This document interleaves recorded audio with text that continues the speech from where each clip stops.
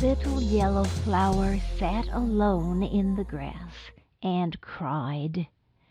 "I wish it could be yesterday again," she wept, and she bent her head low to the ground. Sugar Ant heard Little Yellow Flower crying and came over to see what was the matter.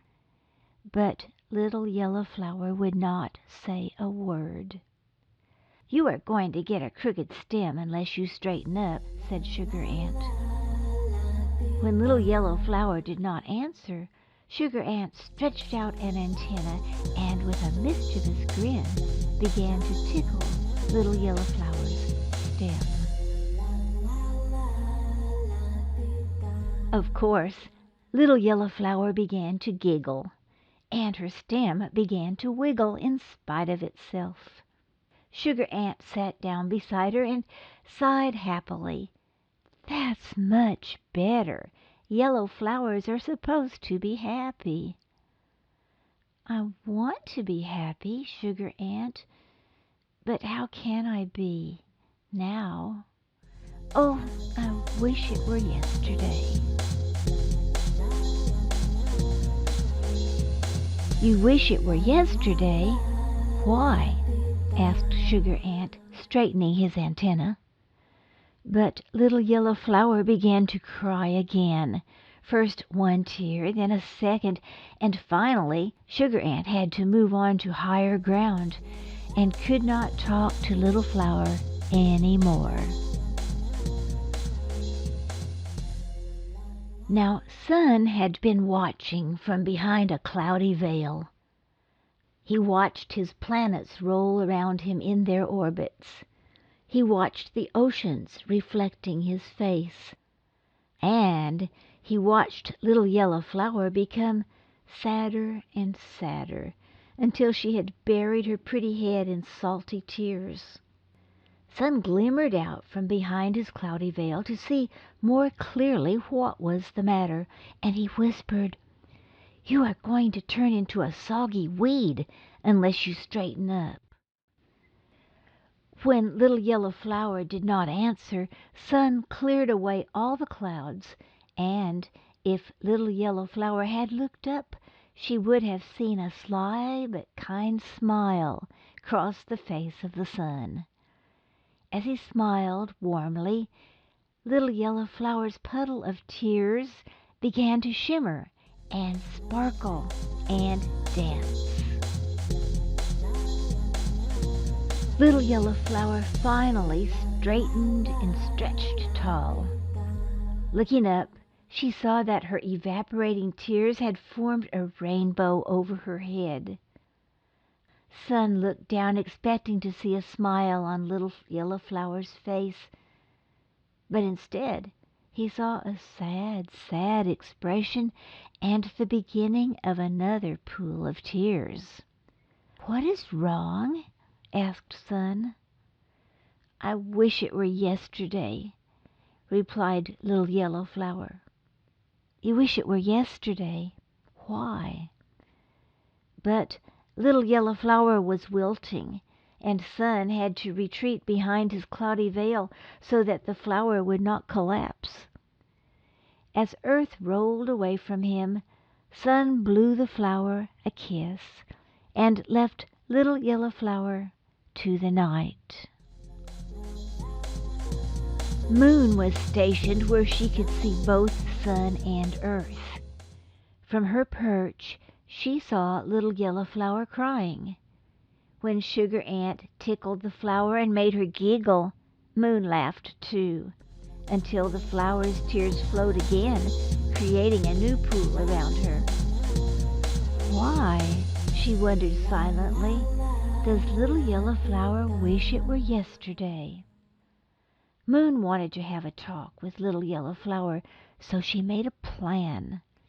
She waited until her pull on the tides was at its strongest, and then caused Little Yellow Flower's tears to ebb as well.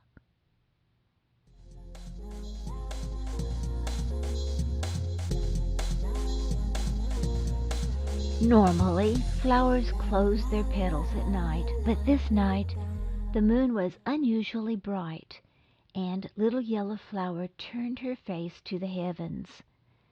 Looking up, she realized the peaceful presence of gentle Moon. Moon began to hum softly, and soon Little Yellow Flower was humming along. When Little Yellow Flower had grown calm and contented, Moon spoke. "Little Yellow Flower, are you happy right now?" "I am happy," smiled Little Yellow Flower.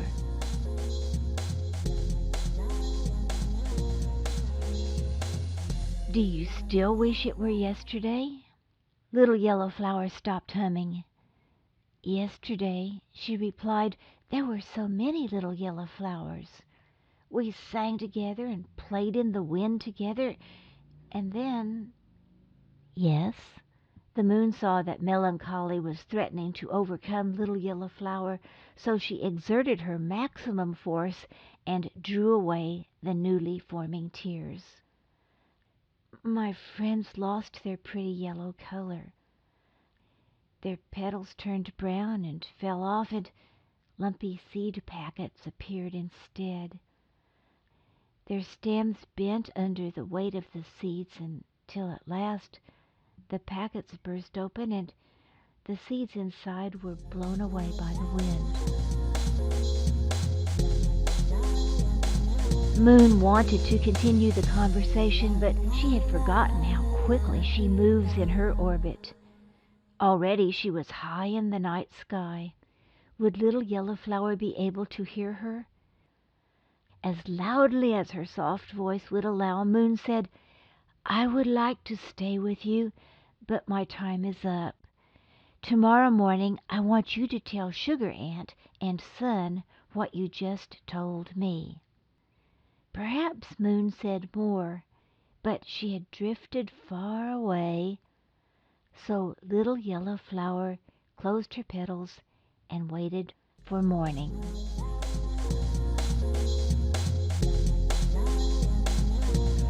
"Good morning," said the sun. "Good morning," echoed Sugar Ant. Little Yellow Flower burst out, "I promised Moon that this morning I would tell you both what I told her last night." "What is it that you told Moon?" asked Sun and Sugar Ant, both in surprise. They noticed that Little Yellow Flower was looking a bit brown around the edges, and Sugar Ant tested the ground gingerly for signs of rising salt water. Little Yellow Flower replied, "Last night I told Moon why I wish it were yesterday. You see, I feel so alone without all the other yellow flowers. And I know I am changing, and I am afraid."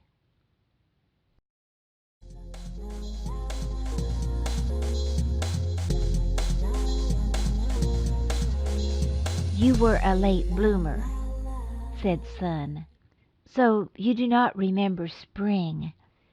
But I have seen thousands upon thousands of springtimes.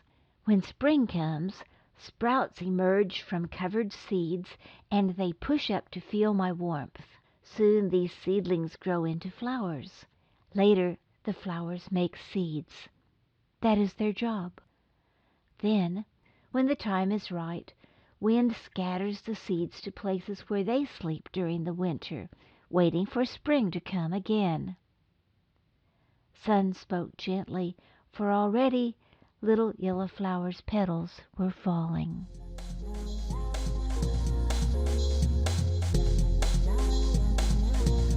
"Thank you for telling me about spring," smiled Little Yellow Flower. Sugar Ant and Sun asked at the same time, "But do you still wish it were yesterday?" "No, I don't. I see now, dear Sun, that you have always warmed the ground for me and my friends. I know that you will do the same for my own seedlings tomorrow. I am grateful to you, Sugar Ant, for visiting those who are lonely, like I was. You are a messenger of hope. And Moon, although I cannot see you right now, I am happy to know that you are there, kind and caring. Now I am ready to do my part.